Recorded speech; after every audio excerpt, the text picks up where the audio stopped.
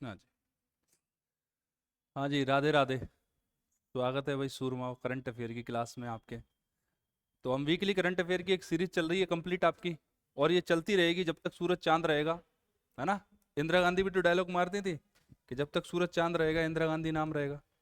तो जब तक सूरज चांद रहेगा, जब तक हम रहेंगे, जब तक आप रहेंगे, ये करंट अफेयर की सीरीज चलती रहेगी, अनवरत चलती रहेगी। ठीक है बच्चा पार्टी।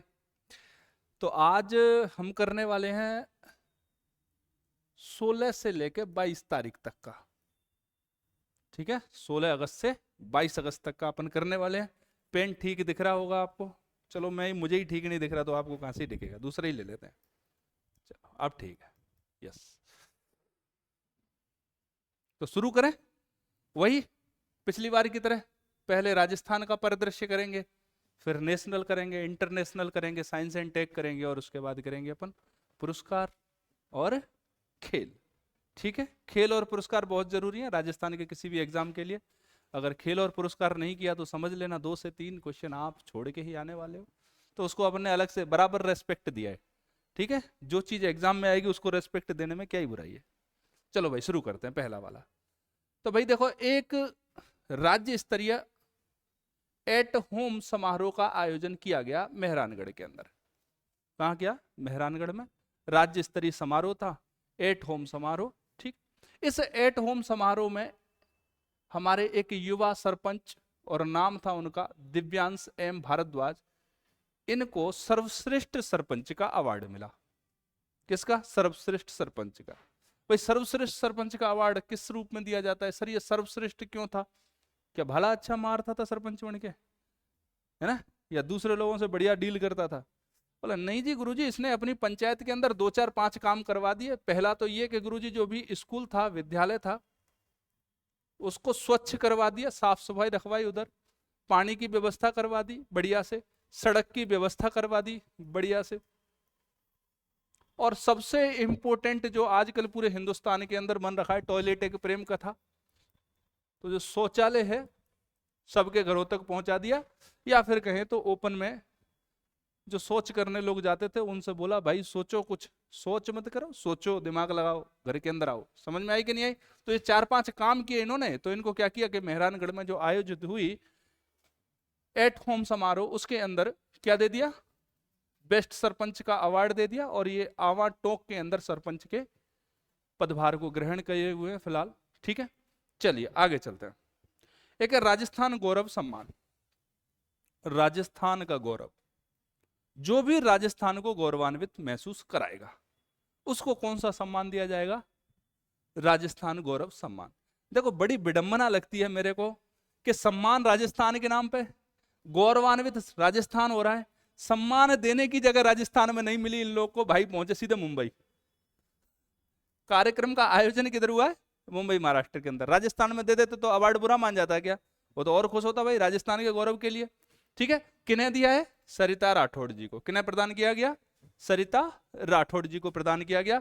और बेटा देखो, पुरस्कार देने के कारण क्या है, या किस किस व्यक्ति को दिया जाता है? किसी भी क्षेत्र में राजस्थान को गौरवान्वित महसूस करा दे, खेल में करवा दे उसको मिल जाएगा, समाज सेवा में करवा दे उसको मिल जाएगा, लोगों की मदद करने में करवा दे उसको मिल जाएगा, जचे अच्छे से पेड़ पौधे लगा दे उसको मिल जाएगा, पर्यावरण के क्षेत्र में काम करे उसको मिल जाएगा। जो राजस्थान को गौरवान्वित कराएगा उसको राजस्थान गौरव पुरस्कार प्रदान किया जाएगा। लेकिन सरिता राठौड़ जी को किस लिए प्रदान किया गया है बेटा? इन्हें समाज सेवा के क्षेत्र में, महिला सशक्तिकरण के क्षेत्र में और लेखन के क्षेत्र में निस्वार्थ और उत्कृष्ट योगदान के लिए सम्मानित किया गया है। इस पेज पे 2 न्यूज़ें पढ़ी। पहले तो सर्वश्रेष्ठ आपके सरपंच दिव्यांश एम भारद्वाज, कहां के सरपंच हैं ये? आवा टोंक। कहां पर अवार्ड समारोह हुआ? मेहरानगढ़ में। कौन सा, किस नाम से था? एट होम समारोह। ठीक है। राजस्थान गौरव सम्मान 2025 कहां पर आयोजित हुआ? मुंबई के अंदर। आयोजन किसने करवाया? प्रवासी भारत राजस्थान प्रवासी फाउंडेशन ने। आयोजन करने वाले भी राजस्थानी, पुरस्कार भी राजस्थानी, जगह चुनी मुंबई। भाई जयपुर दे देते, उदयपुर दे देते, कहीं जगह ना थी, मारे धौलपुर आ जाते रहे। सौंदर्यीकरण चला पड़ा है आजकल तो, है ना, सौंदर्य के नाम पे धौलपुर की धज्जियां उड़ाई हैं। चलिए अब देखते हैं आगे।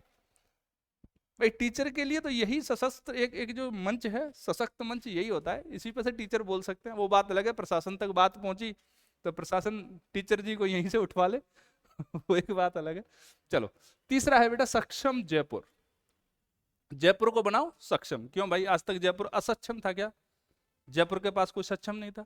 देखो भाई, अक्षम बोलते हैं अपन उस व्यक्ति को जो अपने कामकाज स्वयं से नहीं कर पाए। अक्षम किसको बोल रहे हैं? जो स्वयं के कामकाज को ठीक से नहीं कर पा रहा। ऐसा माना जाता है कि जो दिव्यांग लोग हैं, कौन से दिव्यांग लोग हैं, वो लोग अपना काम ठीक से नहीं कर पा रहे। लेकिन मैं बता रहा हूं आपको, दिव्यांगों से बेहतर कोई अपना काम नहीं कर रहा। पढ़ाई करें तो बड़ी बढ़िया करें वो लोग, उनको जमाने से मतलब ही नहीं है। उनको पता है कि भाई अपना उद्धार इसी से होना है। और अपन लोग 50 जगह दिमाग लगाते फिरते हैं। कई लोग तो ऐसे ऐसे दिमाग लगाते हैं कि क्या बताएं। चलो भाई, सक्षम जयपुर में अंदर क्या करेंगे भाई, कि जो दिव्यांग लोग हैं, पहले इनको विकलांग बोलते थे। विकलांग के बाद मोदी जी आए, मोदी जी ने कहा नहीं, ये विकलांग नहीं है, ये कौन है? दिव्यांग है। किस प्रकार के? इनके पास भले ही एक ऑर्गन कम है, लेकिन किसी ना किसी ऑर्गन के अंदर इतनी ज्यादा शक्ति है कि ये दूसरे ऑर्गन की कमी की क्या कर सकते हैं? भरपाई कर सकते हैं। बात आई समझ में? छोटी सी बात, ठीक है। इसीलिए इनको क्या बोला जाने लगा? दिव्यांग। इनको क्या किया बेटा, जो बीपीएल श्रेणी के विशेष योग्य जन हैं या बीपीएल श्रेणी के जो दिव्यांग हैं, उनको हमने वो एपरेटस, वो उपकरण प्रोवाइड करवाए बेटा, जिनसे क्या हो, उनका जीवन थोड़ा सा सुगम हो जाए। वृद्ध जनों को कृत्रिम अंग दे दिए हमने, और भी सहायक उपकरण दे दिए। कौन कौन सी चीज भैया? बैसाखी दे दी हमने। त्योहार वाली बैसाखी नहीं है ये, यही वाली बैसाखी। हमने ट्राईसाइकिल दे दी उनको। कान में मशीन दे दी, कान में लगाने वाली।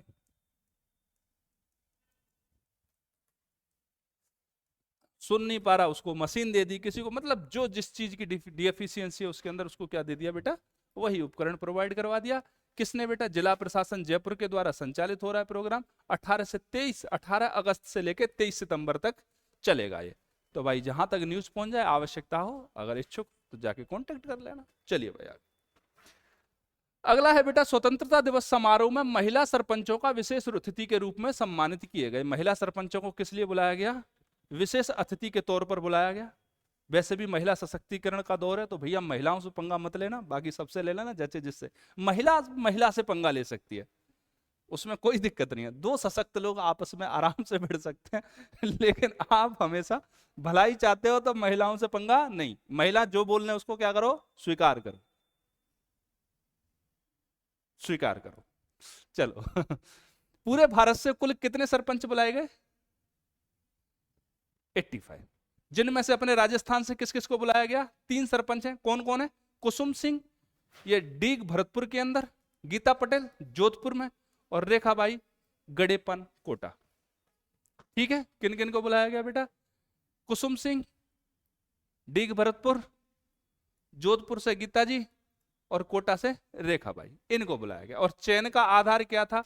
तो वही देखो, गांव की जब भी बात होगी, 4-5 चीजों की बात होगी। जब भी गांव के डेवलपमेंट की बात होगी, एक तो ठीक ठाक सी सड़क बनवा दो गांव में, एक ठीक ठाक सा स्कूल जिसमें मास्टर डेली पढ़ाने आ जाए, पानी की व्यवस्था करवा दो, और खुले में शौच से मुक्ति करवा दो। एक छोटा सा क्लिनिक बनवा दो, जहां पर रात बिरात समस्या आए तो वहां पर गांव वाले एक दूसरे को क्या कर सकें? मदद कर सकें, ले जाएं क्लिनिक तक ले। भाई समझ में आई कि नहीं आई? इतना सा गांव में करवा दो तो गांव कैसा हो जाता है? विकसित हो जाता है। समस्या तो यह है कि इतना भी नहीं करवाया जाता। करवाया जाता है क्या? नहीं। गांव के अंदर कच्ची सड़क, एक बार पानी पड़ जाए तो जगह जगह 4-5 पत्थर, और अपन ऐसे कूदते कूदते फांदते फांदते निकल जाए। ठीक है, स्कूल तो कभी चलता ही नहीं है। फिर सरकार बोलती है इनके अंदर बच्चे नहीं आ रहे, तो इन सारे स्कूलों को क्या कर दो? बंद कर दो, और इनकी जगह पर एक स्कूल बड़ा स्थापित कर दो। भाई देखो, आपकी सोच चाहे कुछ भी हो, लेकिन पहली बात तो आपको यह जानने की जरूरत है कि एक बड़े स्कूल के अलावा इतने सारे छोटे स्कूल क्यों बनाए गए? क्या पहले जो नीति निर्माता थे उनको नहीं पता था? बिल्कुल पता था। लेकिन बेटा, जब एक बड़ी जगह पर एक बड़ा स्कूल है, तो छोटे छोटे स्कूल इसलिए बनाए गए थे कि गांव के जो बच्चे हैं, जिनके पास से वो स्कूल लगभग 2, 4, 5, 7 किलोमीटर दूर है, अगर वो वहां तक नहीं पहुंच पा रहे, वैसे तो जहां पर भी ढाणी जैसा एरिया है कोई, जहां जागरूकता नहीं है, वहां के जो बच्चे हैं उनको पहले ही स्कूल नहीं भेजा जाता। बोला क्या ही करेगा स्कूल जाके, स्पेशली बच्चियों को। जब बच्चियों को इतना दूर स्कूल नहीं भेजा जा रहा था तो स्कूल को बच्चियों के पास भेज दिया। बोला कितनी बच्ची हैं आसपास, बोला 15-20। बोला एक प्राइमरी स्कूल खोल दो, एक सेकेंडरी स्कूल खोल दो, ठीक है। वो 2-4-5 किलोमीटर के एरिया को क्या करेगा, कवर। अभी लेकिन गवर्नमेंट क्या कर रही है, बोल रही है कि वहां स्कूलों में 4-4 बच्चे आ रहे हैं, कैसे स्कूल चलेगा। अरे 4 तो आ रहे हैं ना भाई, एक मास्टर लगा दो उधर, एक ही तो जाता है, वैसे भी कौन से 20। और जो इमारत एक बार बन चुकी है वो तो बनी गई ना। अगर वहां टीचर नहीं जाएगा, बच्चे नहीं आएंगे, तो वो इमारतें हैं वो सामाजिक, जो सामाजिक रूप से ऐसे व्यक्ति हैं जो थोड़ा सा दिमाग को आउट रखते हैं, वो तो उसका मिसयूज कर सकते हैं ना। एक खाली बिल्डिंग पड़ी है, उसके अंदर नशा पत्ता कर रहे हैं बैठ के, जुआ खेलने, उससे तो बढ़िया है कि 4 बच्चे जाए, एक मास्टर पहुंच जाए। क्या बुराई है कोई? नहीं, चलो, लेकिन वो ठीक है। ओडीएफ से क्या कर दो बेटा, ओडीएफ प्लस पंचायत घोषित किया। स्वच्छता, सुरक्षित पेयजल, सतत विकास के क्षेत्रों में जिन्होंने उल्लेखनीय योगदान दिया उनको क्या कर दिया मोदी जी ने, बोला आओ विशेष अतिथि के तौर पर 85 को बुलाया। और बाकी आपके सामने 3 राजस्थान से हैं, रारह डीग से, एक चाली है जोधपुर, एक गड़ेपान कोटा, बाकी आप देख लो। अगला, कृष्णा सर्किट के तहत राजस्थान के राजसमंद जिले में, कौन सा जिले में, राजस्थान के राजसमंद जिले के अंदर नाथद्वारा में एक म्यूजियम ऑफ ग्रेस का निर्माण किया जा रहा है। किसका निर्माण? Museum of grace. यहां से पूछेंगे कैसे कि कृष्णा सर्किट के अंतर्गत म्यूजियम ऑफ ग्रेस की स्थापना कहां की जा रही है, कौन सी जगह की जा रही है? नाथद्वारा राजसमंद के अंदर, ठीक है। चलिए, उद्देश्य क्या है बेटा इस म्यूजियम की स्थापना का, कि श्रीनाथ जी का इतिहास। भाई नाथद्वारा के अंदर किसका मंदिर है बहुत फेमस? श्रीनाथ जी का। श्रीनाथ जी के मंदिर के बारे में बेटा इसका उद्देश्य है कि श्रीनाथ जी के इतिहास को, पौराणिक घटनाओं को या पौराणिक जो कथाएं हैं उन चीजों को, और पुष्टि मार्ग की विरासत, कौन से मार्ग सुनते हैं यहां पर? पुष्टि मार्ग, इसकी विरासत को प्रदर्शित करना, ठीक है। म्यूजियम ऑफ ग्रेस एक आपका बेटा कुरुक्षेत्र में भी है, लेकिन ये उससे अलग है, इसीलिए मैंने उसको मेंशन किया स्पेशली कि ये जो म्यूजियम है, ये जो संग्रहालय है, वो महाभारत की थीम वाला एक म्यूजियम ऑफ ग्रेस है कुरुक्षेत्र के अंदर, उससे अलग है। इससे आप कंफ्यूज ना हो कि म्यूजियम ऑफ ग्रेस तो उधर है कुरुक्षेत्र के अंदर, ये म्यूजियम ऑफ ग्रेस यहां कैसे आ गया? तो वो महाभारत की थीम वाला है, और ये कौन सा है? श्रीनाथ जी की विरासत वाला। इतनी सी बात समझ में आई? बहुत छोटी सी बात, छोटी छोटी बात करते हैं अपन तो, बड़ी बड़ी बातें ही नहीं करते। मैं हूं भामाशाह, मैं तो नहीं हूं रे भाई, योजना का नाम है मैं हूं भामाशाह अभियान। अभी सरकार बोल रही है कि जहां पर जो विद्यालय हैं आप जाओ, कोई ना कोई तो ऐसा व्यक्ति होगा जिसको शर्म आती होगी कि किसी के बच्चे पढ़ लें। सारे ही थोड़ी ना ऐसे हैं कि जो मिला सो लूट लिया। कुछ ऐसे लोग भी होंगे कि भाई अपनी जेब से भले ही कुछ दे दो, लेकिन यहाँ पर स्कूल के अंदर देखो पानी की टंकी नहीं है, पानी के अभाव में बच्चे नहीं आते, स्कूल के अंदर शौचालय नहीं बना तो बच्चियां नहीं आती। इस कारण क्या बनवा दो रे छोटी छोटी चीजें, ठीक है। तो सरकार बोल रही है राजस्थान की कि एक अभियान चलाओ, मैं हूं भामाशाह। तो जिसकी भी भुजाएं फड़कने लगे उसी को पकड़ लो, उसके साथ फोटो खिंचवाओ बढ़िया बढ़िया से, उनका स्कूल की दीवार पे मैं हूं भामाशाह एक बड़ा सा लटकाओ, और भामाशाह का नाम लिख दो, फलाने सिंह, ढीके सिंह, जो भी लिखना चाहो वो लिख दो। समझ में आई कि नहीं आई? ठीक है। क्यों? एक तो हम कोटा संभाग से प्रारंभ कर रहे हैं, प्रारंभ कहां से कर रहे हैं उस चीज को देख लो। मैं हूं भामाशाह अभियान, तो इसके अंदर क्या है, हम जगह जगह पर क्या करो भाई, प्रशासन जाएगा, भामाशाहों को चुनेगा कि आपके स्कूल, आपके एरिया में जो स्कूल है उसके डेवलपमेंट के लिए कुछ दान दक्षिणा देना चाहते हो क्या? वो बोल देगा हाँ जी हाँ देना चाहते हैं। बोला कल ही कमा के लाए, आज ले जाओ रे। बोला आपका नाम सुनहरे अक्षरों में हम बोर्ड पे लिख देंगे। फिर उसके बाद बात अलग है कि उस बोर्ड को घुन खा जाए, ठीक है, लेकिन उस टाइम तो लिख ही देंगे। उद्देश्य भामाशाहों को स्कूल के विकास से जोड़। भामाशाह का मतलब क्या होता है? जिन व्यक्तियों की कुछ इच्छा है इस देश के लिए करने की और वो अपनी तरफ से कुछ योगदान कर सकते हैं, इस तरह के व्यक्तियों को ढूंढ लेना। वैसे तो हिंदुस्तान में भामाशाह कम ही बचे हैं, राजस्थान में तो और भी कम है, ठीक है। चलिए रे भाई आगे आ जाओ। कोटा बूंदी में ग्रीनफील्ड हवाई अड्डे को मंजूरी मिल गई। किसको मिल गई? ग्रीनफील्ड हवाई अड्डा। देखो भाई कोटा बूंदी में हवाई अड्डे को मंजूरी मिली, ये चीज ठीक है, सर जी के एक एयरपोर्ट बना रहे हो उधर, टेंशन ही खत्म। लेकिन ये बोला है ग्रीनफील्ड हवाई अड्डे को, भाई ग्रीन फील्ड हवाई अड्डे का मतलब क्या होता है? दो हवाई अड्डे होते हैं, ग्रीन फील्ड, ब्राउन फील्ड। कौन से? Green field, brown field. यहां पर कौन से वाले को मिली है? Green field. ठीक है, यहां से बेटा ए श्रेणी के विमानों का संचालन किया जाएगा। अभी मैं बता रहा हूं आपको ग्रीन फील्ड और ब्राउन फील्ड क्या होता है। एक देखो, आप अपना घर बनवाते हो कि नहीं? एक तो आप देखते हो नहीं जी हम तो फ्रेश प्लॉट खरीदेंगे एकदम से, उसकी झाड़ियां होंगी, उसके ऊपर जो भी कबाड़ होगा उसको भी स्वयं ही साफ करेंगे हम। समझे कि नहीं समझे? हाँ, एकदम से आपने जमीन खरीदी, एकदम प्लेन, उसको साफ किया, अब उस पर आपने मकान बनवाया, अपनी मर्जी से बनवाया, बढ़िया से बनवाया कि नहीं बनवाया? मतलब सर जब नए सिरे से हमने मकान बनवाया, वहां पहले कोई इंफ्रास्ट्रक्चर नहीं था, इस तरह के इंफ्रास्ट्रक्चर को बोलते हैं हम ग्रीन फील्ड इंफ्रास्ट्रक्चर। क्या बोलते हैं इसको? Green field infrastructure. मतलब सर जहां पर एयरपोर्ट बनना है वहां ऑलरेडी कोई भी इंफ्रास्ट्रक्चर नहीं है, वहां पर सिर्फ एक खाली जमीन है, वहां जीरो से शुरू से हम क्या कर रहे हैं, एक इंफ्रास्ट्रक्चर को डेवलप कर रहे हैं, इसीलिए हमने उसको क्या नाम दिया है? ग्रीन फील्ड हवाई अड्डा। अगर यहीं पर ब्राउन फील्ड हवाई अड्डा लिखा होता तो क्या होता? ब्राउन फील्ड हवाई अड्डे का मतलब है बेटा कि वहां पर ऑलरेडी या तो कोई छोटा एयरपोर्ट था जिसको डेवलप करके बड़ा किया जा रहा है, या फिर वहां पर कोई हवाई पट्टी मौजूद थी और उसकी जगह पर अब हम क्या बना रहे हैं? एयरपोर्ट बना रहे हैं, उसको बोलते हैं ब्राउन फील्ड। बात समझ में आई कि नहीं आई? तो यहां पर कोटा बूंदी ग्रीन फील्ड, कोटा बूंदी में कौन सा बनाया जा रहा है? Green field. यहां से ए श्रेणी के विमानों का संचालन किया जाएगा बेटा। ठीक है, देख लो ग्रीन फील्ड में क्या है। ग्रीन फील्ड हवाई अड्डा ऐसी विमानन सुविधा है जिसे पूरी तरह से नई और अविकसित और खाली भूमि पर बनाया जाता है। ग्रीन फील्ड शब्द का उपयोग किसी भी परियोजना के लिए किया जाता है जो बिल्कुल नए सिरे से शुरू होती है। क्लियर? बात समझ में आ रही है कि नहीं आ रही? जो मैं यहां बोल रहा हूं, भाषण दे रहा हूं, कुछ समझ में आ रही है, घुस रही है दिमाग के अंदर? हाँ, तुम भी पूरा फायदा उठाओ, केवल यूट्यूब वाले नहीं। चलो आगे आ जाओ। English and foreign language university और लैंग्वेज लैब, इनकी क्या की गई है? स्थापना। क्या होता है language lab? English and foreign language university. English तो है ही अपने देश के अंदर, अपने देश के अंदर चाहे कोई हो निपट गदा, लेकिन भाई ने अगर इंग्लिश में ठीक ठाक से बोल दिया तो फैन हो जाते हैं लोग। बोला पढ़ा लिखा तो यही है, बाकी सारे कैसे हैं? एकदम जोकर टाइप के लोग।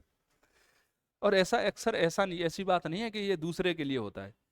अगर हमारे सामने भी हम अगर किसी व्यक्ति को नहीं जानते कि ये पढ़ा लिखा है भी या नहीं है, या उसको कुछ आता है या नहीं आता, लेकिन अचानक से ऐसे कोई व्यक्ति आया, वो धड़ाधड़ इंग्लिश में बात कर रहा है, तो पहली थॉट यही आती है कि भाई अच्छे से पढ़ा लिखा व्यक्ति है ये। आती है कि नहीं आती है ना? और अपना एक बहुत बढ़िया व्यक्ति जो बहुत अच्छे से पढ़ा लिखा है, पीएचडी वीएचडी टाइप का है, शुद्ध हिंदी में बात कर रहा है, या उसके बात करने में उसकी जो देशज भाषा है, एकदम बेसिक लैंग्वेज वो झलक रही है बार बार, तो हमें लगता है ए यार किस गधे के सामने बिठा दिया, भले ही वो कितना भी होशियार हो। है, होता है कि नहीं होता अपने साथ? हाँ जी, ये औपनिवेशिक काल की विरासत है, इतिहास में बताएंगे। देखो बेटा, लैंग्वेज लैब ऐसे थोड़ी है कि यहाँ पर कुछ रखा है केमिकल्स वेमिकल्स मिला के और नई लैंग्वेज बना दी। मतलब यह है कि आप लोगों को बुलाया जाएगा, वहाँ लैंग्वेज सिखाई जाएगी, युवाओं को अंग्रेजी, फ्रेंच, स्पेनिश, जापानी जैसी विदेशी भाषाओं में प्रशिक्षित किया जाएगा, जिससे क्या हो, एक तो विदेशों में नौकरी मिले। भाई हिंदुस्तान के अंदर इतनी आबादी है, नौकरियां है नहीं। कोई चाहे कितना भी कह ले आपसे कि अगली सरकार आएगी हम 4 करोड़ नौकरियां देंगे, सरकारी खजाना खोल देंगे, सरकारी खजाना वजाना अगर पूरा का पूरा सरकारी खजाना खोल दें, फिर भी 1.98% लोगों को ही सरकारी नौकरी मिलेगी। इससे ज्यादा सरकार के पास नौकरियां है ही नहीं। अगर इससे ज्यादा सरकार नौकरी देना चाहती है तो प्राइवेट सेक्टर के अंदर ही जाना पड़ेगा। इससे ज्यादा नौकरी है ही नहीं सरकारी क्षेत्र के अंदर, कहां से दे देगी सरकार तुम्हें? जब पूरी फॉर्म में आके सरकार मेहनत करेगी ना आपके साथ कि जितनी नौकरियां हैं सारी की सारी ले जाओ, सारे के सारी पोस्ट जो खाली हैं हम सारी की सारी भरे दे रहे हैं, तब 1.98% जॉब क्रिएट कर पाएगी पूरे जॉब का। इसीलिए तो सरकारी नौकरी वाले की मार्केट में वैल्यू ज्यादा है, और शादी के मार्केट में तो और भी ज्यादा है कि नहीं है? हैं? वो चपरासी लग गया भाई, अपना एमटीएस लग गया, घर पे से लाइन नहीं टूट रही है, एक जा रहा है 2 आ रहे हैं ऐसा हो रहा है कि नहीं? बोला पिछला वाला कितने देगा? बोला 15, इधर 20 ले, इधर 25 ले, पकड़ तू तो। हे भगवान। ठीक है, तो ये क्या है, विदेशों में नौकरी मिलने की संभावना होगी। और दूसरी बात ये है कि भाई विदेशी भी तो भारत के अंदर आते हैं कि नहीं आते, है ना? सबसे ज्यादा यूरोप से आते हैं, तो हमने सबसे ज्यादा यूरोपीय भाषाओं को ही रखा है इसके अंदर, स्पेनिश है, फ्रेंच है, इंग्लिश है, रखा है कि नहीं? इंग्लिश आती है आपसे तो अमेरिका और ऑस्ट्रेलिया और न्यूजीलैंड, इनसे तो आप ऐसे ही डील कर लेते हो, या ज्यादातर विश्व से डील कर लेते हो। इंग्लिश आने का मतलब यही तो है कि आप ज्यादातर दुनिया से खुद ही डील कर लोगे, आपके पास इतनी सी भाषाएं हैं। या तो आप युवाओं को विदेश भेज दो, और ऐसा है तो विदेशों के साथ ही देश में भी पर्यटन को, व्यापार को, आईटी से, शिक्षा और सेवा के क्षेत्र में भी बेटा रोजगार मिल सकते हैं, अगर आपको इंग्लिश वगैरह ठीक से आती है तो। हमारी कॉलेज में भी फ्रेंच सिखाई जाती थी, लेकिन फ्रेंच सिखाने आता था उसको भी नहीं पता था फ्रेंच क्या होती है। वो जो फ्रेंच सिखाने आता था वो सीधा शुद्ध हिंदी में बात करता था भाई अपना, फ्रेंच का वर्ड लिख के बोलता था इसका मतलब होता है ये, जैसे अपन एबीसीडी सिखा देते हैं ना, इतनी सी फ्रेंच सिखा के गया था। हे भगवान। चलो, और ये लोग जो लैब है यहाँ पर, ये लोग सीखने आएंगे, उनको भी इतनी सी सिखाई जाएगी। ले भैया अगली न्यूज देखो, rising Rajasthan partnership conclave 2025। Rising Rajasthan partnership conclave 2025, ये दिसंबर में आयोजित होगी। अभी कोई आयोजन नहीं हो रहा है इसका। कब आयोजन होगा बच्चा पार्टी? दिसंबर के अंदर, 9 से 10 दिसंबर 2025 को इसका आयोजन होगा। और आयोजन कहाँ होगा? जयपुर के अंदर, जयपुर राजस्थान के अंदर। और इसका लक्ष्य क्या होगा बेटा? यह आयोजन विभिन्न क्षेत्रों जैसे ऊर्जा में, देखो अपन पार्टनरशिप की बात कर रहे हैं, राइजिंग राजस्थान, राजस्थान को राइज करने के लिए, राजस्थान को बड़ा बनाने के लिए किसी भी क्षेत्र में, ऊर्जा, स्वास्थ्य क्षेत्र, उद्योग, कृषि, पर्यटन, प्रौद्योगिकी, इसमें जो भी निवेश के अवसर हैं बेटा, उन पर अपन ध्यान केंद्रित करेंगे। राजस्थान में आओ, राजस्थान सरकार के साथ में पार्टनरशिप करो, अपना प्रॉफिट है वो ले जाओ भाई, और राजस्थान का क्या करो? विकास करो। राइजिंग राजस्थान समिट कब होने वाली है? Sorry, rising Rajasthan partnership conclave कब होने वाला है बेटा? 2025 के अंदर 9 से 10 दिसंबर को आयोजित होने वाला है जयपुर राजस्थान में। मौसम बढ़िया होता है जयपुर के अंदर दिसंबर के महीने में, तो जो भी है आओ, सारे मजे लो। अब आते हैं पर राष्ट्रीय परिदृश्य पे। कौन से वाले परिदृश्य पे? राष्ट्रीय। आप बोलोगे सर जी हमें तो एक एक मास्टर आता है और राजस्थान राजस्थान के बारे में रोज की 10 न्यूज सुना के जाता है। हाँ तो सुनो, कौन ही मना कर रहा है? मैंने मना किया कि मत सुनो? सुनो, लेकिन बेटा इतना दिमाग उधर लगाना है, उससे अच्छा है कि आप डेली के 10 पॉइंट स्टैटिक के रटो। करंट अफेयर को आप 80 से 85% कवर करने की कोशिश करो। मैं तो कह रहा हूं 75 से 80% कवर करने की कोशिश करो। 100% करंट अफेयर को कवर करने जाओगे तो करंट अफेयर तो बेटा 75 से 80 ही कवर हो पाएगा, 100 तो कोई नहीं कर रहा उसको। लेकिन आप स्टैटिक के चक्कर में स्टैटिक को और छोड़ दोगे। अब इधर आ जाओ आप, तो राष्ट्रीय परिदृश्य के अंदर देखते हैं बेटा, प्रधानमंत्री विकास भारत रोजगार योजना। अभी आप लोगों को लग रहा है सर बेरोजगारी की समस्या इतनी बढ़ गई, ये बढ़ गई है, वो बढ़ गई है। बेरोजगारी हिंदुस्तान में हमेशा से ही ऐसी रही। सिनेमा समाज का आईना होता है। पुरानी पिक्चरें कोई सी भी उठा के देख लेना। गांव से छोरा जाता था, मम्मी उसकी खाना बनाती थी, पीछे पोटली लटका के गाना गाते गाते जाता था। लेकिन मेरी समझ में एक बात नहीं आती थी, उसको रास्ते में इतने सारे नाचने वाले कहाँ से मिल जाते थे? ठीक है, उसको लेके बड़े शहर में आता था, शहर में धक्के खाता था, मजदूरी करता था, मजदूर यूनियन होता था, यूनियन के लीडर्स होते थे, हीरो की लड़ाई होती थी, वो चलता रहता था। मतलब फिर उसके बाद एक और दौर आया, पहले खेतीबाड़ी में, फिर ये वाला दौर आया। अब बेटा अपन सारे लोग पढ़ने लग गए हैं, तो पहले जो मारामारी थी वो कारखानों के अंदर थी, अभी मारामारी कार खरीदने की है, और कुछ नहीं है। ठीक है, और रही बात रोजगार की, तो रोजगार अगर भारत के अंदर बढ़ेगा तो मुद्रास्फीति बढ़ेगी। रोजगार और मुद्रास्फीति के अंदर बिल्कुल इनवर्सली प्रोपोर्शनल का रिश्ता है। मुद्रास्फीति बढ़ेगी तभी रोजगार बढ़ेगी, प्रोपोर्शनल का है, सॉरी। ठीक है, मुद्रास्फीति बढ़ेगी तभी क्या होगा? रोजगार बढ़ेगा। अगर कोई सोचे कि महंगाई को रोक दिया जाए, मुद्रास्फीति को रोक दिया जाए और उसके बाद रोजगार बढ़ जाए, संभव नहीं है। अगर आप रोजगार बढ़ाओगे तो आपकी मुद्रास्फीति बढ़ेगी ही बढ़ेगी, किसी का कोई भी नीतिकार नहीं रोक सकता। ठीक है, इतनी सी बात समझ लो। बोला सर सीधे आप तो रिश्तेदारों पर निकल जाते हो। नहीं भाई, चलो आप शुरुआत 15 अगस्त 25, कर्मचारी भविष्य निधि संगठन द्वारा संचालित। किसके द्वारा? कर्मचारी भविष्य निधि संगठन द्वारा संचालित। इसमें क्या होगा बेटा, इसका उद्देश्य क्या है कि एक तो कर्मचारी, ऊपर नियोक्ता, समझो मेरी बात, एक तो कर्मचारी उसके नियोक्ता, दोनों को वित्तीय प्रोत्साहन प्रदान करके औपचारिक रोजगार को बढ़ावा देना है। भाई मान लो मैं कहीं पे कर्मचारी हूं, ठीक है, चलो मैं चाहता हूं कि भाई चलो मैं अपना रोजगार ओपन कर लूं, कभी कभी मेरी इच्छा आती है दबे पांव, लेकिन मुझे ऐसा लगता है कि अपने पास भाई पैसा वैसा नहीं है, हमारे पास फंड नहीं है, तो हम इनिशियली ही शुरू नहीं कर सकते। तो ऐसी स्थिति में क्या है कि एक तो नियोक्ता, नियोक्ता का मतलब होता है बेटा ऐसा व्यक्ति जो काम करना चाह रहा है। इन दोनों को, कर्मचारियों को और नियोक्ताओं को वित्तीय प्रोत्साहन दे रहे हो। कितने पैसे चाहिए? बोला 5,000, बोला 6 ले जा रहे, जा रोजगार कर पहले तू अपना। भाई सारे के सारे सक्सेसफुल नहीं होंगे, कुछ तो होंगे, और वो जो सक्सेसफुल होंगे वो बाकी सारों को रोजगार दे देंगे कि नहीं दे देंगे? सारे बेरोजगारों को पकड़ो, सबको पैसा दो, सब मार्केट के अंदर काम करेंगे, सारे तो सक्सेस नहीं होंगे, ये आप भी जानते हो मैं भी जानता हूं, लेकिन कुछ हो जाएंगे। और जो हो जाएगा, जो हो जाएगा उसको क्या मिल जाएगा बेटा? कर्मचारी मिल जाएंगे इतने सारे, ठीक है, और कर्मचारियों को क्या मिल जाएगा? रोजगार मिल जाएगा इतना सारा। तो सरकार का माथा कम खाएंगे कि नहीं खाएंगे?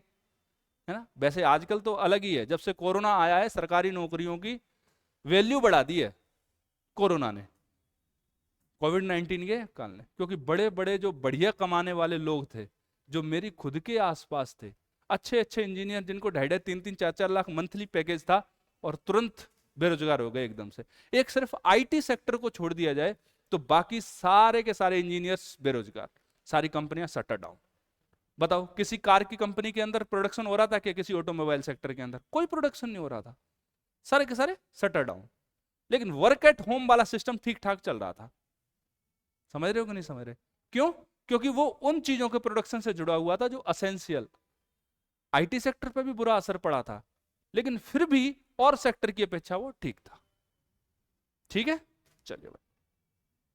यह पहल श्रमिकों के बीच में वित्तीय साक्षरता और दीर्घकालीन बचत को भी बढ़ावा देगी, और 2 वर्षों में 3.5 करोड़ से अधिक नौकरियों के सृजन का लक्ष्य है। लक्ष्य चाहे कुछ भी हो, जब तक नौकरियों का सृजन होगा चीजों की आवश्यकताएं बदल जाएंगी। पहली बात तो यह है बेटा कि हमारे देश के अंदर रोजगार की परिभाषा ही डिफाइन नहीं है। रोजगार क्या होता है? हमारे देश के अंदर रोजगार का इतना सा मतलब है कि आप सुबह जाओ, शाम को पेट भरने लायक ले आओ, आप रोजगार में हो, आप बेरोजगार नहीं हो। समझ में आई कि नहीं आई बात? प्राइवेट वाले सोच रहे हैं सारे के सारे के वो बेरोजगार हैं, उनको लगता है रोजगार सिर्फ सरकारी नौकरी है।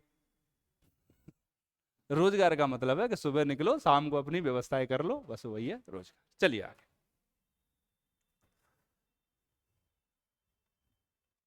कांचागाची बोबली वन,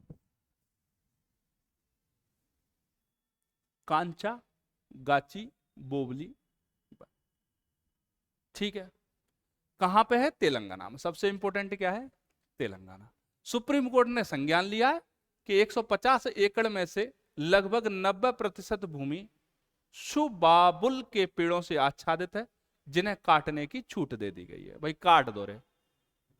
वृक्ष कौन सा है? सुबाबुल। आप बोलोगे ये बड़ा ही तगड़ा वृक्ष है गुरुजी, कौन है?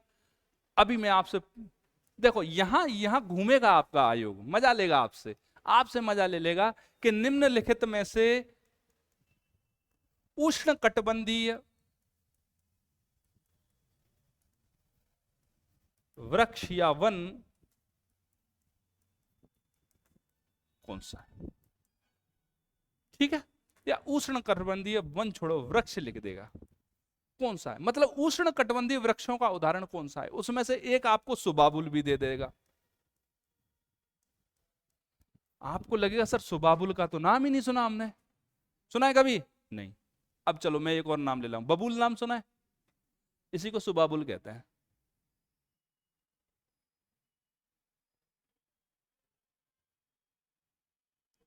कैसी रही? वो आपको नाम क्या दे देगा? सुबाबुल। सुबाबुल देके आपसे प्रश्न पूछेगा स्टेटक का, उष्ण कटिबंधीय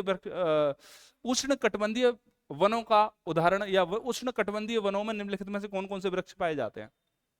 नीम पाया जाएगा साहब, ये पाया जाएगा, सुबाबुल पाया जाएगा। आप सुबाबुल को देख के भावुक हो रखे हो कि इसके अंदर सु को उठा दें तो बाबुल बचेगा, बाबुल की दुआएं लेती जा, हैं गाना सुन सुन के परेशान हो रखे हो। लेकिन यहां बाबुल का मतलब है बबूल, ठीक है, जो बबूल है वही सुबाबुल है, टेंशन लेने की ज्यादा जरूरत नहीं है। तो वन का नाम क्या है बेटा? कांचागाची बोबली। सुप्रीम कोर्ट ने क्या किया है कि जो 90% वहां पर सुबाबुल या फिर बबूल के जो वृक्ष हैं, उनको काटने की छूट दे दी है, और तेलंगाना के अंदर। चलो आगे, धीरियो उत्सव। उत्सव का नाम क्या है? धीरियो। गोवा के अंदर क्या होता है बेटा, जब भी कोई बंदा खुश हो जाए ज्यादा से, हैप्पी हैप्पी, मतलब फसल कट के आए घरों के अंदर। देखो हमारे हिंदुस्तान के अंदर ज्यादातर त्योहार कब है? होली कब आता है? जब आपकी फसल कट जाती है, सारी चीजें होती हैं।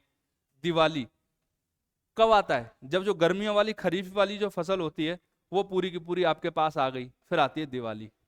लोहड़ी, लोहड़ी कब आती है? जब पंजाब के अंदर खेतीबाड़ी कटती है। ओणम, ओणम कब आता है केरल के अंदर? खेतीबाड़ी के बाद में आता है कि नहीं आता है? तो मतलब जब घर में खुशियां आए, जब घर में पैसा आए, तो थोड़ा सा एक त्योहार के नाम पे क्या हो, खुशियां बांट ली जाए। सारा परिवार एक साथ बैठ के बढ़िया बढ़िया खाना वाना बनाओ, पटाखे वटाखे फोड़ो, और जब पैसा खर्च हो जाए तो फिर से निकल जाओ। समझ में आई कि नहीं आई बात? बस यही तो धीरियो उत्सव बेटा किधर? गोवा में, ठीक है। कब? गांव में एक भोज या फसल कटाई के बाद के दौरान धान के खेतों में या फुटबॉल के मैदानों में आयोजित किया जाता है। मेरे कहने का बस इतना सही मतलब है कि जब फसल कट जाएगी कोई ना कोई उत्सव आ जाएगा। लेकिन आजकल ये उत्सव क्या है बेटा, इसको पर्यटन का भी एक केंद्र बना दिया गया है। पर्यटन का जैसे ही पर्यटन आया, जहां पे भी पर्यटन का केंद्र बना दिया जाएगा। अब ये पहले तो होता था सीजनल, लेकिन अभी क्या हो रहा है, पर्यटक देखने आ रहे हैं। इसके अंदर होता क्या है, बोला गुरुजी एक सांड इधर, एक सांड इधर, दोनों सांड इधर, लड़ो। समझ में आएगी नहीं? एक सांड लेफ्ट में, एक सांड राइट में, दोनों सांड बीच में, लड़ाई करो रे। अपनी फसल वसल कट चुकी है, या तो फुटबॉल का कोई मैदान देख लेते हैं, या खेत पड़े हैं अपने धान के, लड़ो रे। बाकी पब्लिक मजा लेती है हु हा हा करके। हम सभ्य समाज के लोग हैं, शर्म नहीं आती हम लोग? सांडों को लड़ा रहे हैं, बताओ, मुर्गे लड़ा रहे हैं, सांड लड़ा रहे हैं, फिर हम बोलते हैं कि हम इंसान है, सबसे प्रबुद्ध जीव है। अरे कभी मुर्गों को देखा है तुम लोगों ने कि इंसानों को झगड़ा रहा हो? वो भी जानता है शांति कितनी जरूरी है। गणेश उत्सव बेटा, सबसे ज्यादा गणपति बप्पा मोरिया किधर होता है? आपके महाराष्ट्र के अंदर होता है कि नहीं होता है ना? बस आने वाले हैं गणेश जी कुछ समय में, आने वाले हैं कि नहीं आने वाले? पहले ये महाराष्ट्र में होता था, अब पूरे हिंदुस्तान में ही होता है। अच्छी बात है। गणेश उत्सव को राजकीय उत्सव घोषित कर दिया है महाराष्ट्र की सरकार ने। कैसा उत्सव घोषित कर दिया उसको? राजकीय उत्सव, ठीक है, समझ आए? अब राज्य मनाया करेगा इस उत्सव को, मतलब गवर्नमेंट का अपना योगदान हुआ होगा। गवर्नमेंट भी एक बड़े से गणपति बप्पा लेके आया करेगी, और आराम से गणपति बप्पा मोरिया। वैसे तो सारे के सारे विभागों के अंदर ऑलरेडी होता था ये, लेकिन अब गवर्नमेंट खुद इसको प्रमोट करेगी। गणपति बप्पा मोरिया प्रोग्राम मतलब कहें तो गणेश उत्सव को करेगी, राजकीय उत्सव घोषित कर दिया गया है। तो महाराष्ट्र के सांस्कृतिक गौरव और पहचान का ये प्रतीक है। और इसकी शुरुआत हुई थी बेटा 1893 में। किसने शुरू करी थी? बाल गंगाधर तिलक ने, लोकमान्य तिलक ने।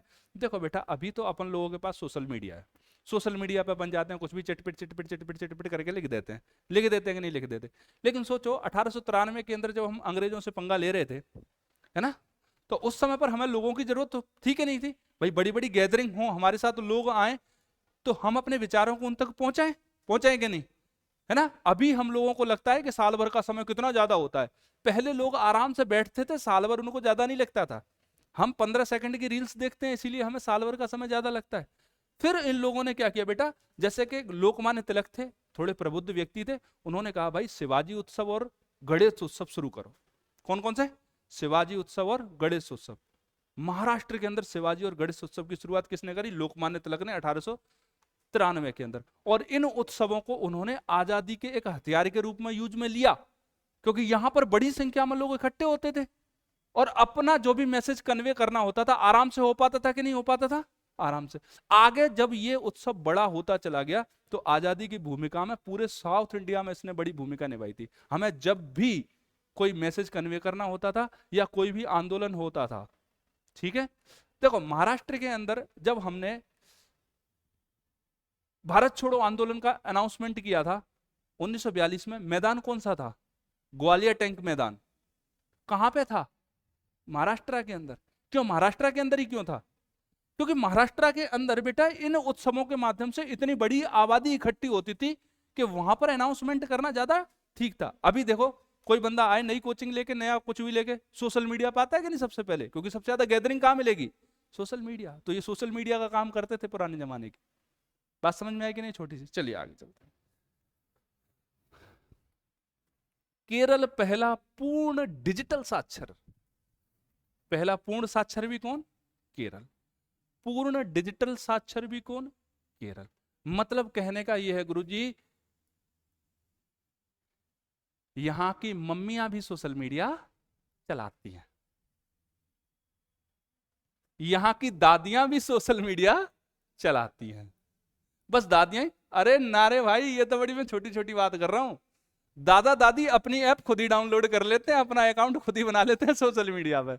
मेरे कहने का मतलब इतना सा है बेटा कि केरल के अंदर सारे के सारे व्यक्ति, चाहे वो बच्चा हो चाहे वो बड़ा हो, वो डिजिटली किसी भी प्लेटफॉर्म का इस्तेमाल करने में आज की डेट में क्या है? सक्षम है, उसको समझता है, उसको जानता है। या कहें तो अपने जो मतलब का सोशल मीडिया पर काम है सारे लोग बिना किसी की मदद से आराम से कर सकते हैं। ठीक है, चाहे वो मम्मी हो, चाहे दादी हो, चाहे मुन्ना हो, चाहे मुन्नी हो, ये सारी चीजें। केरल में 21 अगस्त को, केरल को 21 अगस्त को देश का पहला पूर्ण साक्षर जिला, क्या राज्य, सॉरी जिला बोल रहा हूं, राज्य घोषित किया गया। इसकी शुरुआत हुई दो बेटा 2021 में। ये इसको याद, पुल्लम पारा पंचायत से हुई थी। किससे हुई थी? पुल्लम पारा पंचायत। पारे का मतलब मरकरी वाला पारा नहीं है, इधर अपन बोलते हैं ना मुरलीपुरा, उधर क्या मुरली पारा, इधर होता पुल्लम तो पुल्लमपुरा, उधर है तो इसलिए क्या बोल रहे हैं? पुल्लम पारा। समझ में आई कि नहीं आई? कहां से हुई थी? पुल्लम पारा पंचायत से हुई थी बेटा। 2 लाख से ज्यादा वॉलिंटियर्स घर घर जाकर मोबाइल ऐप खोलना, ऑनलाइन फॉर्म भरना, राशन कार्ड, पेंशन, बैंकिंग वगैरह ऑनलाइन सारे काम उन्होंने सिखाए थे। बात समझ में आई कि नहीं है? अब वहां के सारे लोग सीख चुके हैं, इसीलिए केरल क्या है बेटा? देश का पहला पूर्ण डिजिटल साक्षर जिला। बात समझ में आ रही है कि नहीं आ रही जो मैं बोल रहा हूं? घुस रही है कुछ दिमाग के अंदर? कोई बात नहीं, आगे देखो। एशिया का सबसे बड़ा rail operation command centre, rail operation command centre Bharat के अहमदाबाद में। एशिया का सबसे बड़ा रेल ऑपरेशन कमांड सेंटर किधर है? भारत के अहमदाबाद में। भाई सीधी सीधी बात है, जहां पर कमांड करने के लिए 4 कमांड सेंटर होने चाहिए, वहां पर जब तुम एक ही कमांड सेंटर से कंट्रोल करेगो तो देश का सबसे बड़ा, एशिया का सबसे बड़ा तो बनेगा ही। समझ रहे हो कि नहीं समझ रहे? कभी कभी एक्सीडेंटल चीजें भी ऐसी हो जाती हैं जो हमें लगता है अच्छा एशिया का सबसे बड़ा कमांड सेंटर हमारे यहाँ होगा ही रे, 4 की जरूरत है, तुम एक पे कमांड पूरे कंट्रोल चल रहा है तो होगा कि नहीं होगा? बस इतनी सी बात है। पर चलो अपन को तो भाई अहमदाबाद में स्थापित, आपसे क्वेश्चन आए तो टिक कर देना, एशिया का सबसे बड़ा rail operation command centre Bharat के अहमदाबाद में स्थित है। इसे साबरमती में dedicated freight corridor corporation of India limited के द्वारा बनाया गया है। यह केंद्र मुख्य रूप से वेस्टर्न डेडिकेटेड फ्रेट कॉरिडोर पर मालगाड़ियों के संचालन और नियंत्रण के लिए जिम्मेदार है, और 1500 किलोमीटर से अधिक लंबे रेल नेटवर्क को क्या करेगा बेटा? ये नियंत्रित करेगा। अगर ठीक से कर लेगा तो ठीक है, नहीं तो राम भरोसे तो हिंदुस्तान है ही, जाओ अपनी रेलगाड़ी में अपनी जान हथेली पे लेके, मर्जी आपकी, चलते आगे। चलिए, ऑपरेशन सिंदूर में अदम्य साहस दिखाने के लिए राजस्थान के 4 अधिकारियों को सेना मेडल मिला है। ठीक है, क्या मिला है? सेना प्रमुख पुरस्कार। सेना प्रमुख ने क्या दिया है? पुरस्कार दिया है। राजस्थान के 4 अधिकारियों को दिया है। कौन कौन से अधिकारी हैं वो? डॉक्टर प्रतिभा सिंह है, ये संभागीय आयुक्त हैं जोधपुर के अंदर। गौरव अग्रवाल साहब हैं, ये जोधपुर के कलेक्टर। अभिषेक सुराणा जी चूरू के कलेक्टर। नरेंद्र सिंह मीणा जी बाड़मेर के आईपीएस एसपी। 4 लोगों को क्या मिला है? सेना पुरस्कार मिला है। राजस्थान के 4 लोगों को। कहां पर मिला है? ऑपरेशन सिंदूर में अदम्य साहस दिखाने के लिए। साहस किधर दिखाया इन्होंने? ऑपरेशन सिंदूर के अंदर। ठीक है, साहस दिखाने का हमेशा मतलब ये नहीं होता है, देखो बेटा इन लोगों ने अगर तैयारियां बहुत अच्छी करी होंगी मॉक ड्रिल के दौरान, तो भी इन्होंने युद्ध में भूमिका निभाई है। युद्ध में भूमिका निभाने का अर्थ सिर्फ इतना सा नहीं होता है कि आप हथियार लेके फ्रंट रो के अंदर ठप ठप ठप ठप ठप ठप ठप, ये बिल्कुल नहीं होता है। ये होता है वो तो सबसे ज्यादा, खैर सर्वोच्च बलिदान तो वही कर रहे हैं, बाकी हम लोग तो क्या है पीछे से ऐसे ही हूटिंग कर रहे हैं। Yes yes yes yes. कई सारे सोशल मीडिया पे मैंने वीडियोस देखे थे, वो जैसे ही आर्मी के जवान जा रहे हैं उन पर पुष्प वर्षा कर करा के और जय हिंद वंदे मातरम करके कर रहे हैं। कितना जोश है इनके अंदर। और ये युद्ध अगर 6 महीने खिंच गया, समझना मेरी बात को, ये युद्ध कितना खिंच गया, 6 महीने। जैसे ही युद्ध 6 महीने खिंचेगा, आपकी 40 रुपए की चीनी 200 रुपए की हो जाएगी। कितने की हो जाएगी, 200 रुपए की। फिर आप बिल्कुल जय हिंद नहीं करोगे, फिर आप क्या करोगे, मोदी जी, मोदी तो पागल हो गए, इसको अकल नहीं है, इनको युद्ध बंद कर देना चाहिए। भाई सोशल मीडिया में भावना में बह जाता हूं मैं, है ना। बाकी मैं सही बोल रहा हूं। आप खुद को गालियां निकालोगे, इस देश को गालियां निकालने लगोगे। बोला 40 रुपए की चीनी 200 की कैसे, ठीक है। कई देशभक्त आके गालियां भी निकालेंगे, वो देशभक्ति, भाई देशभक्ति जब है जब आप देश के साथ, अभी अमेरिका आ गया यूक्रेन के पीछे, रसिया से उसकी फाइट चल रही है, रसिया यूक्रेन से लड़ रहा है पिछले 1.5 साल से। आपको क्या लग रहा है वहां पर महंगाई नहीं बढ़ी होगी, खूब बढ़ी होगी, ठीक है। लेकिन उसको रूस ने कंट्रोल किया, क्योंकि रूस एक ऑयल और गैस बेस्ड इकोनॉमी है। आप नहीं कर पाओगे, क्योंकि आपकी ज्यादातर चीजें इंपोर्ट होती हैं। ऑयल और गैस भी क्या होता है, इंपोर्ट होता है। इसीलिए 3 दिन का युद्ध ही ठीक है, अपन 30 दिन के युद्ध को भी सहन नहीं कर सकते। चलिए आगे। वाटरवेज टू वंडर, पानी वाले रस्तों से आप क्या देखो भाई, आश्चर्य देखो, वंडर देखो। अनलॉकिंग क्रूज टूरिज्म कॉन्फ्रेंस कहां पर आयोजित हुई, मुंबई महाराष्ट्र में। आयोजक कौन था, मुंबई पोर्ट ट्रस्ट था, और भारत अंतर्देशीय जलमार्ग प्राधिकरण था, और भारतीय बंदरगाह संघ था। इसका उद्देश्य क्या था बेटा, इसका उद्देश्य था भारत में क्रूज पर्यटन की संभावनाओं पर अन्वेषण करना है, विकास के लिए नीतिगत पहल करनी है, रणनीतियां करनी है, और सर्वोत्तम प्रथाओं पर चर्चा करनी है। टिकाऊ और स्मार्ट क्रूज टर्मिनल्स का निर्माण करना है। मेरे कहने का इतना सा मतलब है कि अब अपन किधर जा रहे हैं बेटा, क्रूज इंडस्ट्री की तरफ जा रहे हैं। सबसे पहले क्रूज किधर चलाया आपने, मुंबई टू गोवा। वो अभी डूबा कुछ समय पहले, आप लोगों को पता होगी। मुंबई टू गोवा जाने वाले क्रूज का दुर्घटनाग्रस्त हो गया, वो बीच में उसके इंजन विंजन पता नहीं काम वाम नहीं किया। हालांकि सारे लोगों को रेस्क्यू कर लिया गया, क्योंकि वो समंदर के उतने अंदर नहीं थे। और ये क्रूज इतने बड़े होते हैं भाई कि इनको डूबने में बहुत समय लगता है। ऐसे नहीं होता जैसे अपन कागज की नाव चला रहे हैं और टप से डूब गई, ऐसा नहीं होता। अगर ये डूबेगा भी तो डूबने में 4 से 5 घंटे 6 घंटे का समय लगता है। रेस्क्यू पहुंचा, लोगों को तो निकाल लिया गया, लेकिन क्रूज है वो आपका डूब गया था। अगला, सुपोषित ग्राम पंचायत अभियान के प्रभावी क्रियान्वयन एवं प्रगति मूल्यांकन के लिए केरल राज्य की टीम के द्वारा राजस्थान में पीयर रिव्यू का आयोजन किया गया है। कौन रिव्यू कर रहा है, केरल की टीम, ठीक है। किधर, राजस्थान में। किस चीज का, कि क्या सुपोषित ग्राम पंचायत अभियान का प्रभावी क्रियान्वयन हुआ है हमारे राजस्थान के अंदर, ठीक है। क्या है गुरुजी सुपोषित ग्राम पंचायत अभियान, तो भैया अपने मोदी जी थे, उन्होंने 2024 में दिसंबर में क्या किया था कि कुपोषण के उन्मूलन को करने के लिए, मतलब राजस्थान के अंदर कोई कुपोषित ना रहे। वैसे तो भारत के अंदर ही कोई कुपोषित ना रहे, दुनिया में ही कोई कुपोषित ना रहे, लेकिन स्पेशली ग्राम पंचायतों के स्तर पे क्या है, एक प्रोग्राम का आयोजन किया कि कोई भी कैसा नहीं होना चाहिए, कुपोषित नहीं होना चाहिए। और राजस्थान के 6 जिलों में आयोजन हुआ है बेटा पीयर रिव्यू का। जयपुर में, उदयपुर में, अलवर में, चूरू में, बूंदी में और झुंझुनू में। 18 से 24 अगस्त 2025 तक। क्लियर। चयनित जिले कौन से, जयपुर, उदयपुर, अलवर, चूरू, बूंदी और झुंझुनू।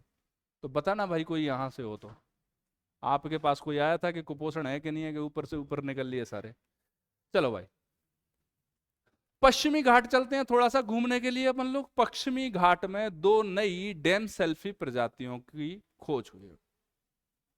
सबसे पहली बात तो ये डैम सेल्फी प्रजातियां क्या होती, भाई डैम सेल्फी प्रजाति के बारे में पता लग जाएगी तो अपन को सारी चीजें पता लग जाएंगी। देखो बेटा, डैम सेल्फी प्रजातियां ऐसी प्रजातियां होती हैं जो आपके बायोलॉजिकल इंडिकेटर का काम करती हैं। बायो इंडिकेटर्स, बायोलॉजिकल इंडिकेटर का मतलब क्या है गुरुजी, देखो बेटा ये जो प्रजातियां हैं वो स्पेशल एक स्पेशल वातावरण के अंदर ही मिलेंगी, ठीक है। या तो ऐसी जगह मिलेंगी अपन अगर जो आने वाली जो डेमसेल्फी प्रजातियों की बात कर रहे हैं, मतलब इनका एक स्पेशल परिवेश होता है। ये जो प्रजातियां हमने खोजी हैं वो एकदम स्वच्छ जल के अंदर मिलेंगी, जहां पर्यावरण एकदम शांत होगा, वातावरण एकदम शांत होगा, पानी एकदम शुद्ध होगा, भोजन की पर्याप्तता होगी। इस तरह की जगह पर, मतलब हमें जहां भी ये वाली प्रजाति मिलेगी, हम समझ जाएंगे कि यहां पर पानी शुद्ध शुद्ध है।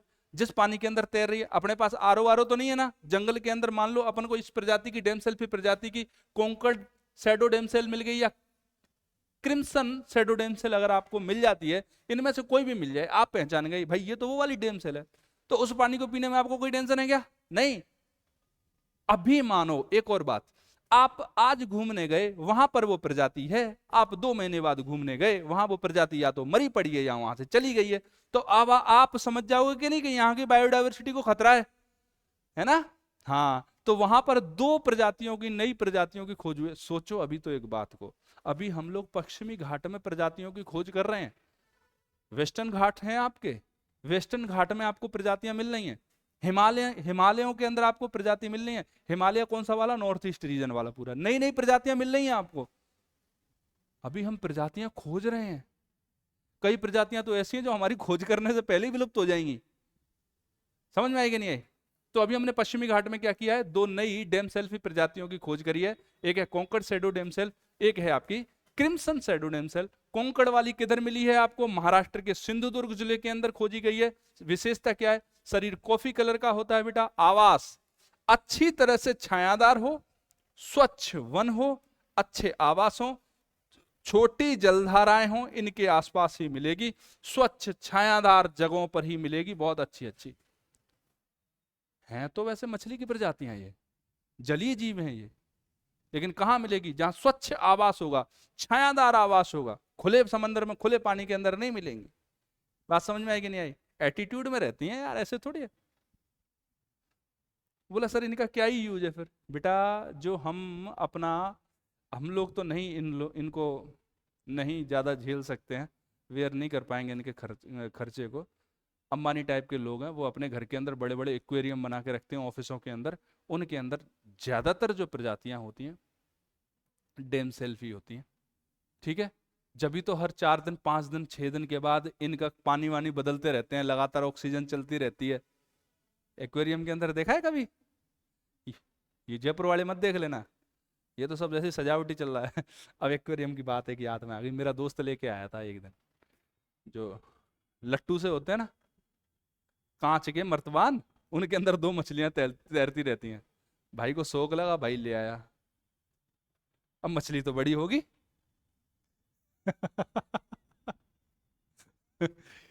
जब मछली कुछ समय बाद बड़ी हुई, पहले तो अब उसका पानी रोज ही बदलना, 2 3 4 दिन जब तक शौक था, जब तक तो तुरंत सुबह ही सुबह पानी वानी बदलना, उसको निकाल के दूसरे पानी में डालना और फिर उसको साफ करके।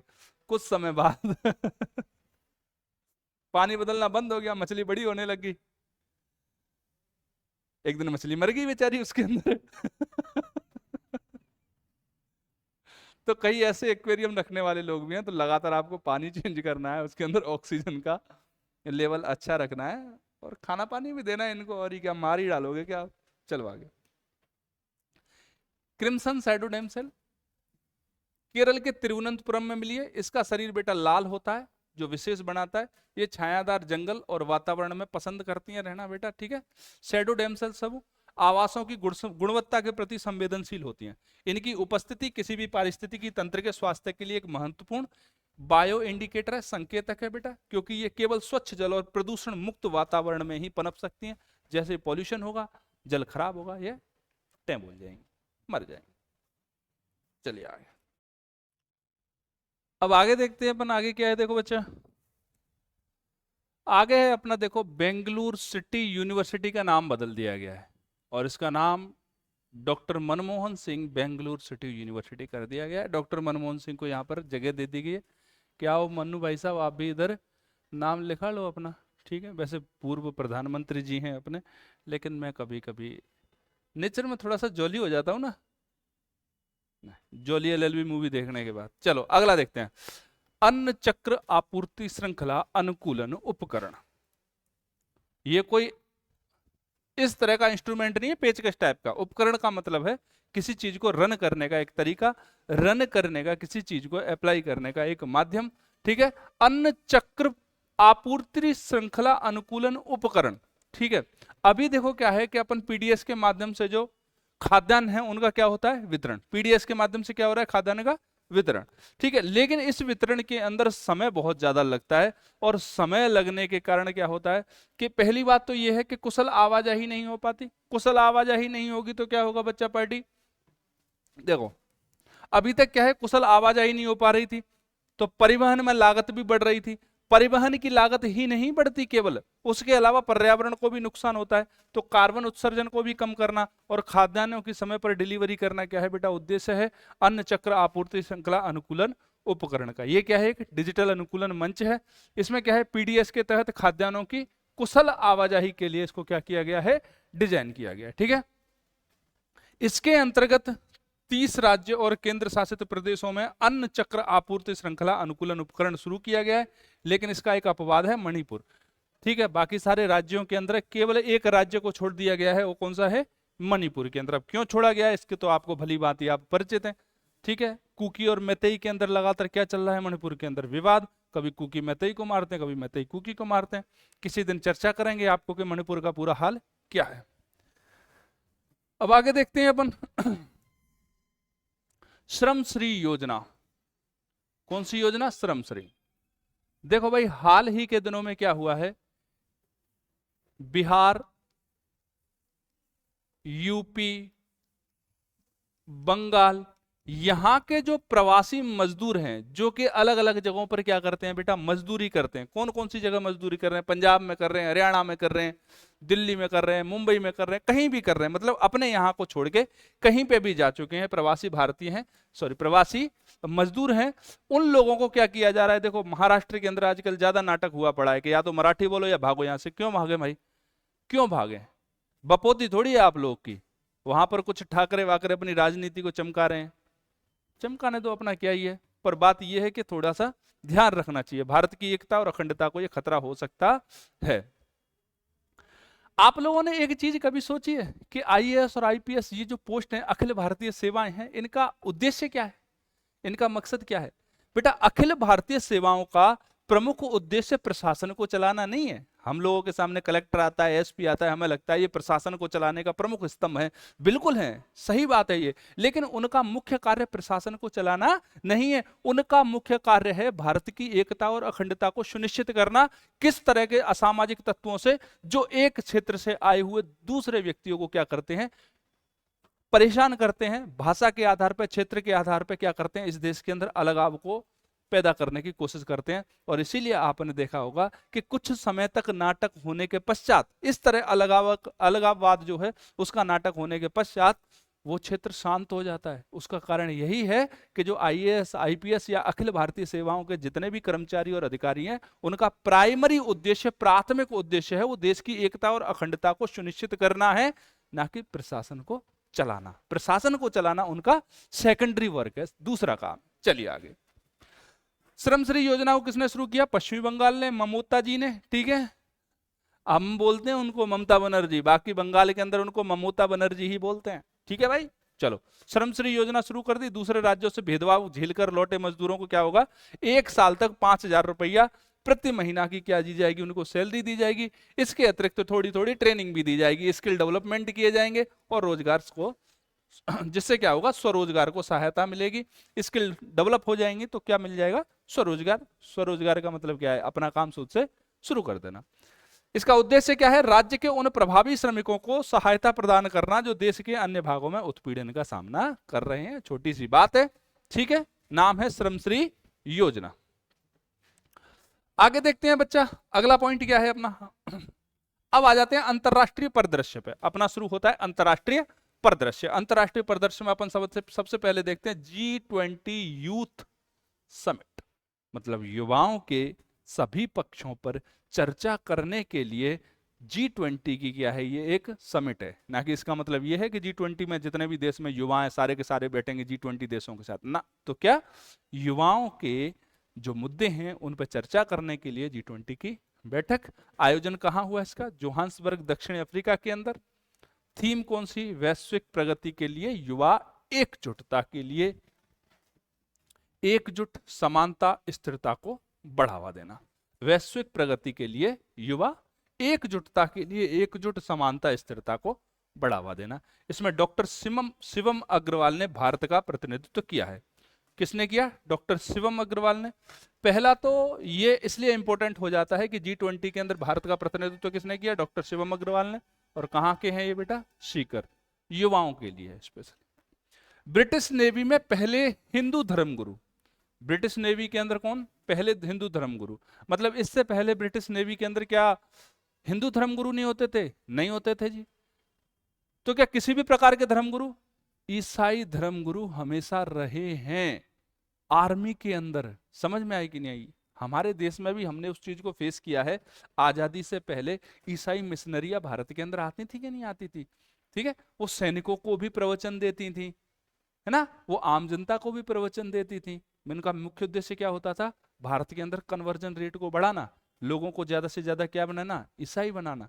ठीक है, कोई भी सत्ता आती है बेटा तो उसका एकमात्र उद्देश्य केवल आपके ऊपर शासन करना नहीं होता है, आपको हमेशा हमेशा के लिए मानसिक गुलाम बनाना होता है।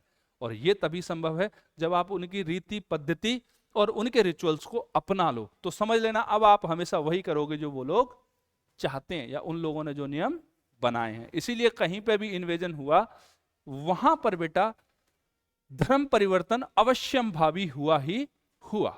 जहां भी अटैक हुए वहां ये सब कुछ हुआ। ठीक है, ब्रिटिश नेवी में पहले धर्मगुरु हैं भानु अत्री, कसौल हिमाचल प्रदेश के हैं। ठीक है, इनको हिंदू धर्मगुरु के पद पे नियुक्त किया गया। जब हिंदू धर्मगुरु हैं तो हिंदू धर्मगुरुओं के पद पे ही नियुक्ति होगी, और किधर होने वाली भाई? COP 30, COP का मतलब होता है conference of parties.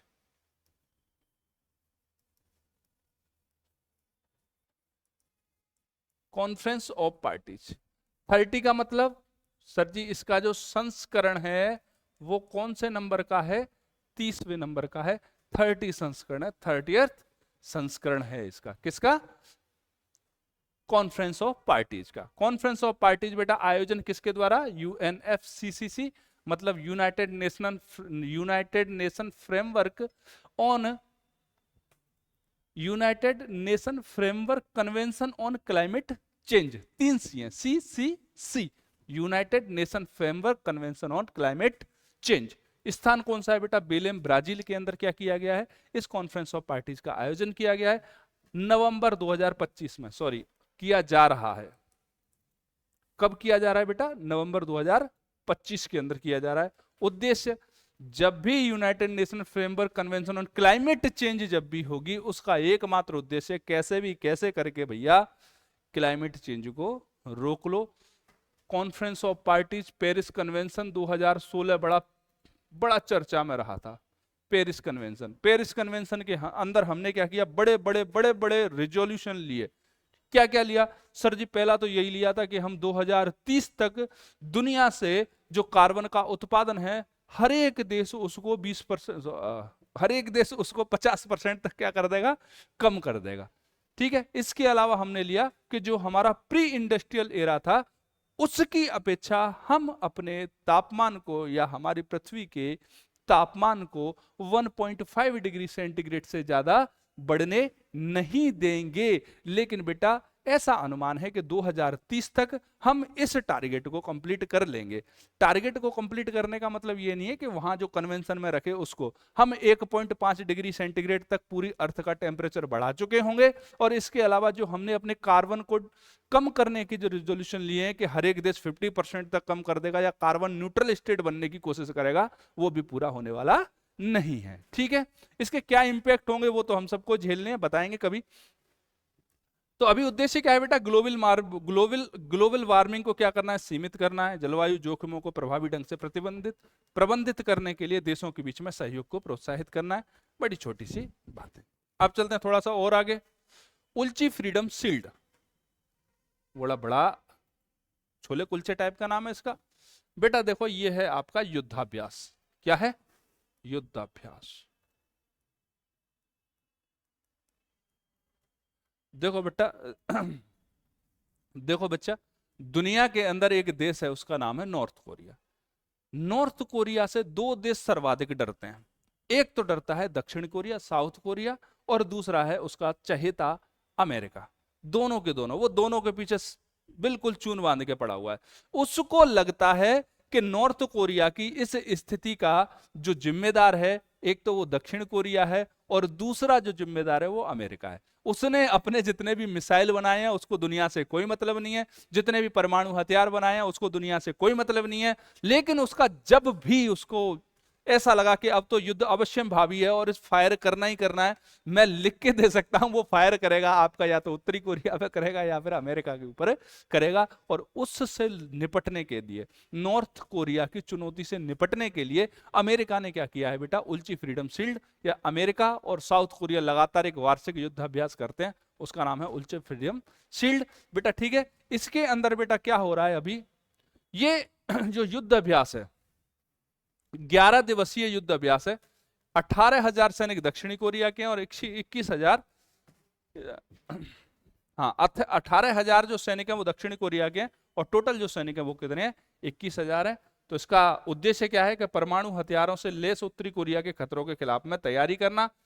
Computer stimulated command post अभ्यास, ये इस युद्धाभ्यास के अंदर बेटा, इस युद्धाभ्यास के अंदर केवल जमीनी स्तर पे ही युद्ध का अभ्यास नहीं हो रहा है, ये लैब के अंदर या फिर कहें तो कंप्यूटर स्टिमुलेटेड कमांड पोस्ट अभ्यास भी हो रहा है।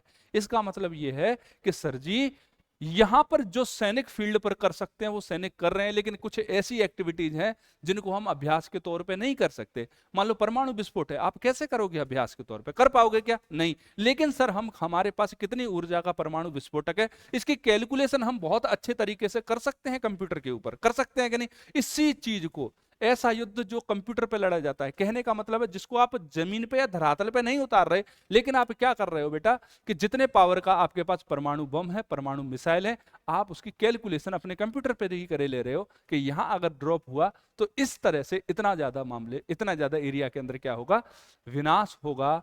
ठीक है बेटा, उसको बोलते हैं कंप्यूटर स्टिमुलेटेड कमांड पोस्ट अभ्यास, मतलब ऐसा का ऐसा ऐसा अभ्यास जो कंप्यूटर के ऊपर होता है। समझ में आई कि नहीं है। तो यहां पर दोनों प्रकार के अभ्यास हो रहे हैं, कंप्यूटर के ऊपर भी और फील्ड के ऊपर भी। अब चलते हैं थोड़ा सा विज्ञान और प्रौद्योगिकी के क्षेत्र में आ जाओ बेटा, साइंस एंड टेक्नोलॉजी के क्षेत्र में आ जाओ। पाशंग वांचुक शोना इसरो अंतरिक्ष प्रयोगशाला, नाम क्या है, पाशंग शोना इसरो अंतरिक्ष प्रयोगशाला। पाशंग शोना, पाशंग वांचुक सोना इसरो अंतरिक्ष प्रयोगशाला कहां पर की गई है बेटा, कहां पर एस्टेब्लिश करी गई है, मेचुका राजकीय उच्च माध्यमिक विद्यालय, शियोमी जिला, अरुणाचल प्रदेश में। ठीक है बेटा, चलो ठीक। सहयोगी संस्थान कौन है, मुस्कान फाउंडेशन, ये शिक्षा के क्षेत्र में कार्यरत एक संस्थान है। इसका उद्देश्य क्या है, तो बेटा देखो बच्चे बहुत जल्दी, अभी आप 100 बच्चों से पूछो, किसी को एक्टर बनना है, किसी को क्रिकेटर बनना है, किसी को विराट कोहली बनना है, किसी को अनुष्का बनना है, किसी को कुछ बनना है, किसी को कुछ बनना है, बहुत कम ऐसे, किसी को आईएएस बनना है, आईपीएस बनना है, रुतबा चाहिए, गाड़ी चाहिए, बंगला चाहिए, लेकिन बहुत कम लोग ऐसे मिलेंगे जिनको साइंस एंड टेक्नोलॉजी के क्षेत्र में आगे बढ़ना है, विज्ञान प्रौद्योगिकी के क्षेत्र में आगे बढ़ना है, अंतरिक्ष के क्षेत्र में आगे बढ़ना है। उनको वहां कैरियर नहीं चाहिए, क्योंकि वहां पर रुतबा नहीं है, वहां क्या है, मेहनत है, और मेहनत वाले क्षेत्रों में किसी को कैरियर चाहिए, रुतबा चाहिए ना सबको। ठीक है, तो हमने ये जो प्रयोगशाला स्थापित करी है, इसका अर्थ यही है कि छात्र जितने भी हैं, अपने स्टूडेंट हैं, उनको अंतरिक्ष विज्ञान और प्रौद्योगिकी के क्षेत्र के प्रति क्या करना है बेटा, रुचि डेवलप करनी है उनकी। ठीक है, ये खगोल विज्ञान और उपग्रह, उपग्रह और अंतरिक्ष अनुप्रयोगों में क्या है बेटा, व्यवहारिक शिक्षण अनुभवों को प्रोत्साहित करेगा। अंतरिक्ष के जब अनुभव मिलेंगे तो लोगों को लगेगा, बच्चों को लगेगा कि हमें भी किधर जाना चाहिए, अंतरिक्ष के क्षेत्र में कैरियर बनाना चाहिए। बात इतनी सी समझ में आई कि नहीं आई, उम्मीद करता हूं आगे होगी। आगे चलते हैं, मिशन सुदर्शन चक्र। सुदर्शन चक्र किसके पास था, किसके पास था, एक ही है गुरुजी चक्रधारी दुनिया का। भगवान श्री कृष्ण का हम जब भी नाम सुनते हैं तो हमारे कई भाई बंधु अपने अपने हिसाब से मैनेज कर लेते हैं, बोला कृष्ण के पास भी तो 16,108 रानियां थी, तो हम 4 भी नहीं रख सकते क्या, कृष्ण के पास भी तो राधा थी, इनसे उनकी शादी नहीं हुई थी, तो हम गर्लफ्रेंड रखते हैं तो क्या बुरा है भाई? के कभी कोई नहीं कहता कि कृष्ण ने तो बांसुरी बजाते बजाते जब सुदर्शन उठाया तो पूरे युद्ध के मैदान में एक भी व्यक्ति नहीं था जो सुदर्शन चक्र का मुकाबला कर सके। ये भी कोई नहीं कहता कि उस बंसी के बजैया ने एक दिन जब पूरा समाज संकट में आया तो अपनी इस छोटी वाली उंगली पर पूरा का पूरा पर्वत उठा के रख दिया। अपन से तो इतना बड़ा पत्थर नहीं उठेगा, है ना? हाँ, तो कृष्ण के जीवन से अगर कुछ सीखना है तो आपको सीखना पड़ेगा। कृष्ण को भगवान इसलिए नहीं कहा जाता कि कृष्ण विष्णु का अवतार थे, वो तो थे ही, लेकिन उसके साथ साथ सोचो, एक व्यक्ति जो जेल के अंदर पैदा हुआ है, आज तो अगर कोई व्यक्ति पैदा होने के बाद भी एक आध बार जेल चला जाए हिम्मत टूट जाती है उसकी। ऐसा व्यक्ति जो जेल के अंदर पैदा हुआ है, उसको पालने वाले खुद के माँ बाप भी नहीं है, अपने माँ बाप से दूर जाने कहां जाके किसने पाला। ठीक है, यशोमती मैया ने खूब प्रेम दिया, लेकिन अपने माँ बाप से दूर पला बड़ा, छोटा सा था तब उसको मारने के अथक प्रयास किए गए, थोड़ा सा बड़ा हुआ तो अपने हक की लड़ाई के लिए अपने माँ बाप को, जो रियल माँ बाप थे, उनसे छुड़ाने के लिए उस समय की, उस क्षेत्र की सबसे बड़ी सत्ता को उस व्यक्ति ने हराया। उसके बाद में वहां से जाके मथुरा में प्रवेश किया, वहां से जाके गीता का ज्ञान दिया, द्वारिका जैसी नगरी बसाई, और स्वयं इतने इतने क्या ही बताऊं कितने कितने गुणों के खान थे कृष्ण, जब जाके कृष्ण बने भगवान। आप अगर 1% भी अपने अंदर उतार लोगे तो आप, भगवान तो कृष्ण ही थे खैर, लेकिन फिर भी जिंदगी में कभी डिमोटिवेट नहीं होगे। ठीक है, चलिए अब आता है मिशन सुदर्शन चक्र। तो जैसे सुदर्शन चक्र सबकी सुरक्षा करता है आतताइयों से, वैसे ही अपने मोदी जी ने क्या सोचा कि भाई जैसे इजराइल है, इजराइल के पास आयरन डोम है अपना, जैसे ही उसके पास मिसाइल रॉकेट्स फायर होते हैं या रॉकेट्स फायर होती हैं, मिसाइल फायरिंग को उतना नहीं रोक पा रहा है वो, लेकिन रॉकेट फायरिंग को बहुत अच्छे से कवर कर लेता है। लगभग 98% एक्यूरेसी है उसकी। वो 98% जो उस पर हवाई हमले होते हैं उनको अंतरिक्ष में ही क्या कर देता है, समाप्त कर देता है। ठीक है, इसी चीज को ध्यान में रखते हुए मोदी जी ने कहा कि भैया अपने जो पाकिस्तान वाला इंसिडेंट हुआ था पहलगाम वाला, उसके बाद सोचा कि अपन एक ऐसी शील्ड रेडी करेंगे पूरे बॉर्डर पे। अपने पास 2.5 फ्रंट का युद्ध है, लेकिन 2 फ्रंट पे तो अपन कर सकते हैं। कौन कौन सा? एक तो पाकिस्तान वाला, एक चाइना वाला। यहां के बॉर्डर पे अपन क्या करेंगे बच्चा पार्टी, एक पूरा एयर शील्ड डेवलप करेंगे। किस प्रकार का? कि जहां पर परिंदा भी पर नहीं मार पाए, चाहे रॉकेट्स हो, चाहे तोप के गोले हो, यस मोटार फायर भी होंगे, तो ये air defence system motor fire को भी क्या कर सकता है बेटा, रोक सकता है, कवर कर सकता है। चाहे मिसाइल हो और चाहे मोटार हो, चाहे गोले हो चाहे तोप का गोला हो, सब चीज को रोकने के लिए बेटा एक अपने पास क्या होगा, एयर डिफेंस सिस्टम। और उस एयर डिफेंस सिस्टम का नाम क्या रखा, सुदर्शन चक्र। और उसी को बनाने के लिए क्या जो मिशन चलाया जा रहा है उसका नाम क्या है, मिशन सुदर्शन चक्र। ये क्या है बेटा, एक बहुस्तरीय और एकीकृत वायु एवं मिसाइल रक्षा कवच है। इसके तहत 2035 तक पूरे देश के महत्वपूर्ण स्थानों को सुरक्षा कवच के दायरे में लाने की योजना है। इजराइल के आयरन डोम की तरह होगा बेटा ये। इसके अंदर क्या होगा, प्राइमरी चेतावनी होगी, ट्रैकिंग सेंटर का नेटवर्क होगा, उन्नत इंटरसेप्टर मिसाइल होंगी। विदाउट इंटरसेप्टर मिसाइल्स के आप करोगे क्या बताओ?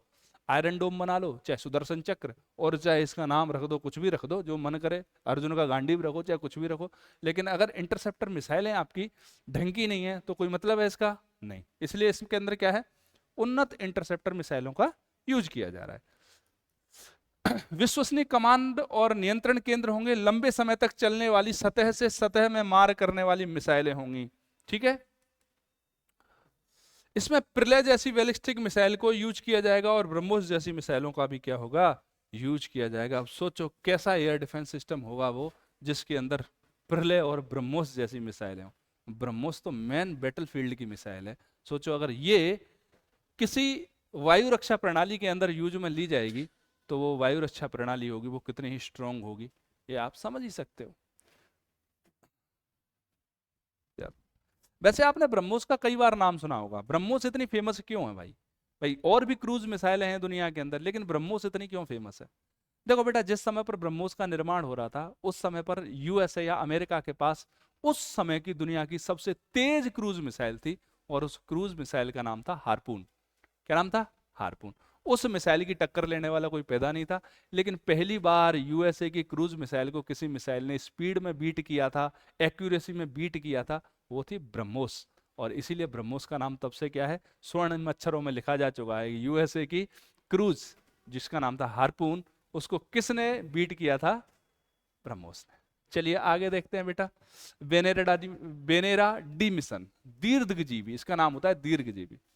बहुत लंबा समय हो गया जब से रसिया आपको अंतरिक्ष के क्षेत्र में नहीं दिखा होगा। कहीं दिखा है क्या रूस?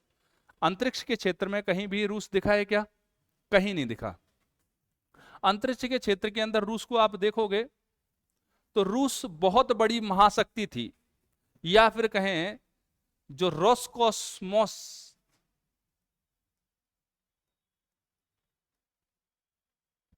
रोसकोस्मोस जैसे अपने इसरो, वैसे ही रूस के पास क्या है? रोसकोस्मोस। एक समय पर बेटा नासा को पानी पिला के रखा था रोसकोस्मोस। नासा इसके आसपास नहीं भटकता था, नासा परेशान हो गया बेचारा। आप कितने भी मिशन उठा के देख लो। सबसे पहले अंतरिक्ष में कौन गया? रसिया गया। सबसे पहले अंतरिक्ष में व्यक्ति किसने भेजा? रूस ने भेजा।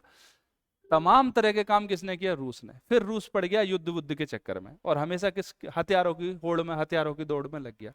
अभी दोबारा से अंतरिक्ष के क्षेत्र में वापसी कर रहा है रूस।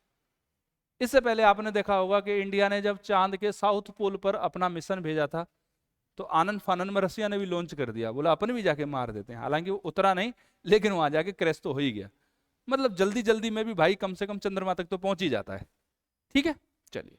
इसने एक मिशन लॉन्च किया, उसका नाम है वेनेरा डी मिशन। 34 से 36 के बीच में जाएगा, शुक्र ग्रह के लिए जाएगा। किसके लिए? शुक्र ग्रह के लिए। और इसका उद्देश्य क्या होगा कि शुक्र के वातावरण, सतह और जलवायु तंत्र का गहन वैज्ञानिक डेटा इकट्ठा करना है। सोवियत युग के वेनेरा और वेगा कार्यक्रमों के बाद रूस का सबसे बड़ा शुक्र अन्वेषण का यह प्रयास होगा। ठीक है, चलो भाई। नेपाल ने रूबेला उन्मूलन हासिल किया है। एक अपने पास एक बीमारी है वायरस जनित, नाम है रूबेला। वायरस भी इसका रूबेला वायरस होता है।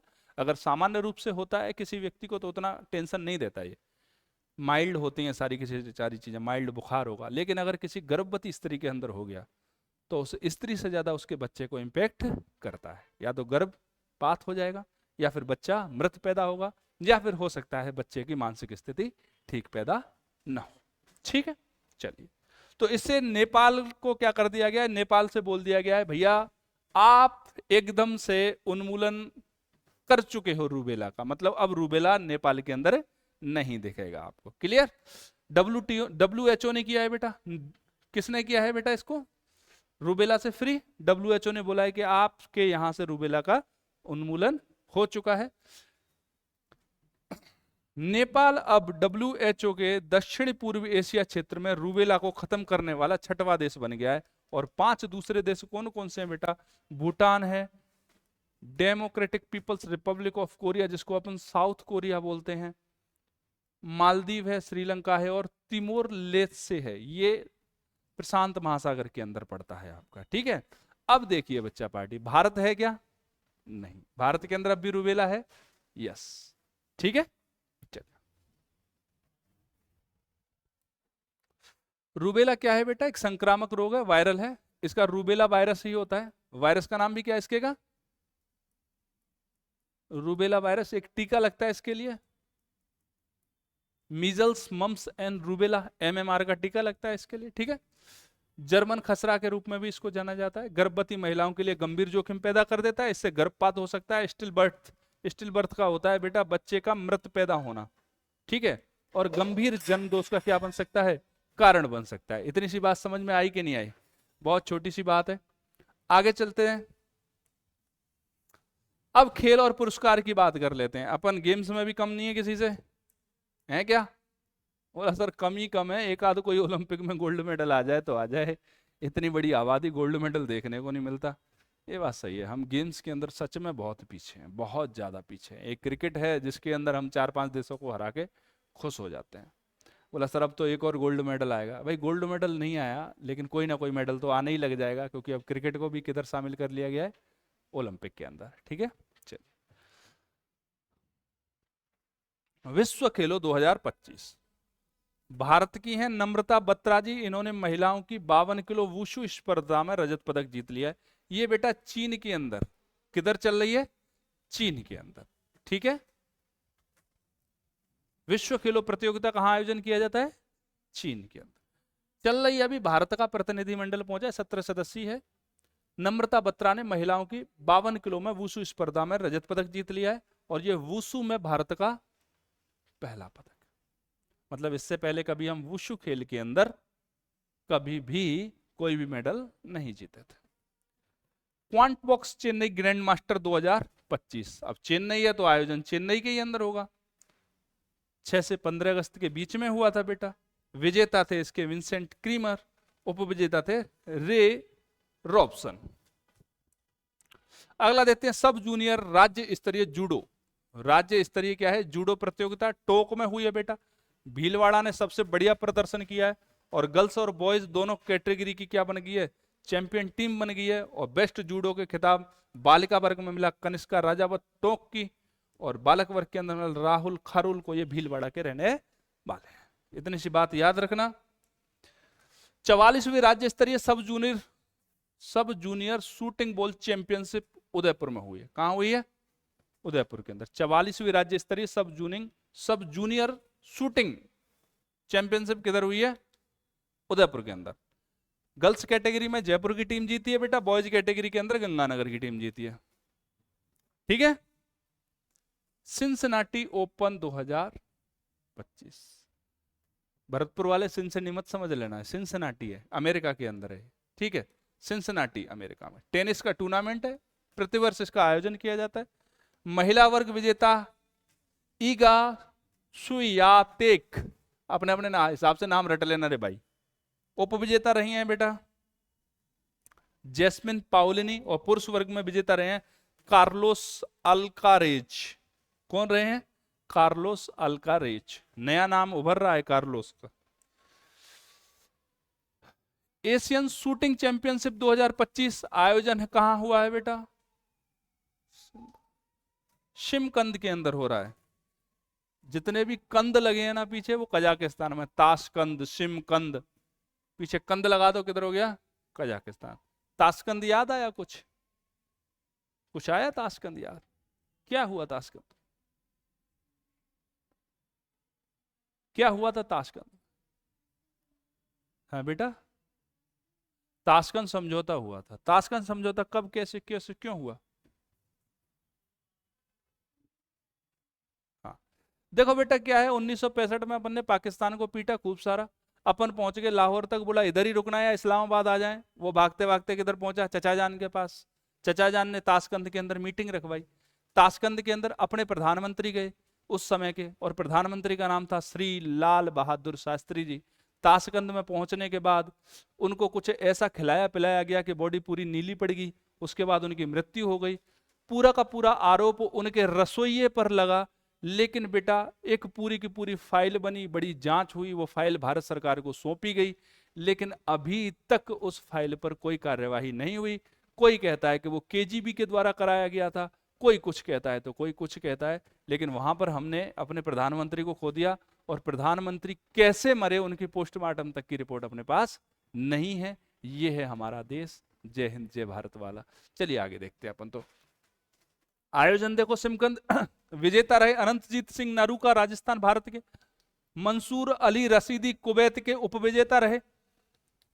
भारत ने टूर्नामेंट में 6 पदक जीत लिए, 1 स्वर्ण 1 रजत और 4 कांस्य। सौरभ चौधरी और सुरुचि सिंह ने एयर पिस्टल में टीम में कांस्य पदक। ठीक है, सौरभ चौधरी और सुरुचि सिंह। अब चलो आगे। वर्ल्ड रैंकिंग पैरा आर्चरी प्रतियोगिता।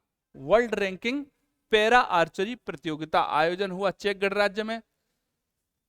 आयोजन होगा चेक गणराज्य में 23 अगस्त से 31 अगस्त तक चलने वाली है। तीरंदाज पैरा ओलंपियन श्याम सुंदर स्वामी और धनराम गोदारा बीकानेर भारतीय टीम का क्या करेंगे? प्रतिनिधित्व।